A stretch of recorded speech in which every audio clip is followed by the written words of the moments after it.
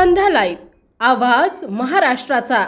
नमस्कार, मी सुद्धा संध्या लाईव्ह मध्ये आपल्या सगळ्यांचं स्वागत। ऐन रक्षाबंधनाच्या दिवशी गर्दीचे कारण पुढे करत मंचर बस स्थानकामध्ये बसमध्ये चढलेल्या लाडक्या बहिणींना हाताला धरून खाली उतरवून दिल्याचा प्रताप एका लाडक्या बहिणीने म्हणजेच कंडक्टरने केला आहे।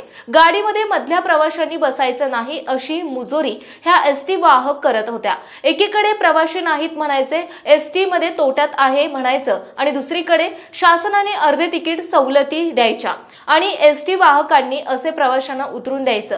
यामुळे प्रवासी वर्गामध्ये नाराजी पसरली आहे। रक्षाबंधनाच्या दिवशी अनेक बहिणी माहेरी भावाला राखी बांधण्यासाठी ये-जा करतात, तसेच अनेक भाऊ सुद्धा बहिणींच्या घरी जातात। त्याचप्रमाणे या दिवशी श्रावणी सोमवार निमित्त भीमाशंकरला जाणाऱ्या भाविकांची संख्याही मोठी होती, त्यामुळे गर्दी तर वाढणारच, पण एसटीलाही कमाईची संधी असते। दुपारनंतर प्रवाशांना आपापल्या घरी जाण्याचे वेध लागतात, त्यामुळे गर्दीचाही उच्चांक वाढतो। रक्षाबंधनाच्या दिवशी नाशिकवरून पुण्याला जाणाऱ्या एसटीने मंचर स्थानकात येताच एसटी प्रवाशांनी खचाखच भरली।